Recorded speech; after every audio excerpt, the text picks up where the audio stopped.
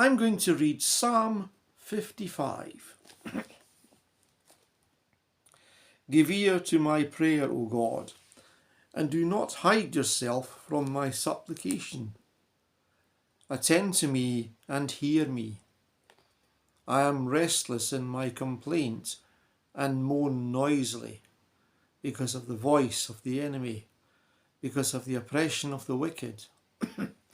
For they bring down trouble upon me, and in wrath they hate me. My heart is severely pained within me, and the terrors of death have fallen upon me. Fearless and trembling have come upon me, and the horror has overwhelmed me. So I said, Oh, that I had wings like a dove! I would fly away and be at rest. Indeed, I would wander far off and remain in the wilderness. I would hasten my escape from the windy storm and tempest. In other words, if I had the opportunity, I would get away from it all. That's what that means. And he goes on to say, Destroy, O Lord, and divide their tongues, for I have seen violence and strife in the city. Day and night they go around it on its walls. Iniquity and trouble are also in the midst of it. Destruction is in its midst. Oppression and deceit do not depart from its streets. For it is not an enemy who reproaches me, then I would bear it. Nor is it one who hates me, who has exalted himself against me, then I could hide from him. But it was you, a man my equal, my companion, and my acquaintance. We took sweet counsel together and walked to the house of God in the throng. Let death seize them. Let them go down into hell, for wickedness is in their dwelling and among them. As for me, I will call upon the Lord, and the Lord shall save me. Evening and morning, and at noon I will pray and cry aloud, and he shall hear my voice. He has redeemed my soul in peace from the battle that is against me. For there were many against me. God will hear and afflict them, even he who abides from of old, because they do not change, therefore they do not fear God. He has put forth his hands against those who were at peace with him, and he has broken their covenants. The words of his mouth are smoother than butter, but war was in his heart, and his words were softer than oil, and they were drawn swords. Cast your burden on the Lord, and he shall sustain you. He shall never permit the righteous to be moved.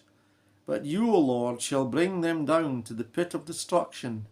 Bloodthirsty and deceitful men shall not live out half their days, but I will trust in you. And that's what this psalm is all about. It's about trusting in God in difficulty. Someone sent me this morning this very verse 22. Cast your burden on the Lord, and he shall sustain you. He shall never permit the righteous to be moved. Cast your burden on the Lord, and he shall sustain you. And he shall never permit the righteous to be moved. Now that's not to say that we don't have difficulties. I said in another video that some people imply that you become a Christian and life is wonderful and you don't have any trouble. That's not true. In fact, in some cases, sometimes you actually get more trouble because you're a Christian, because people don't like what you've got to say.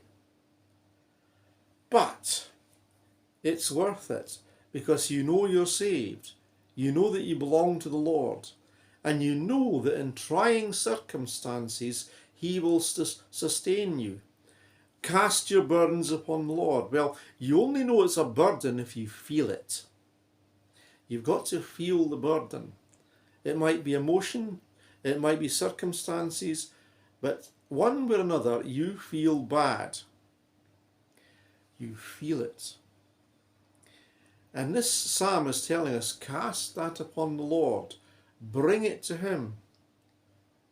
and he will sustain you. He's not saying, I'll make it all go away. You may have something to do that will enable you to get through the difficulty, or you certainly pray through the difficulty.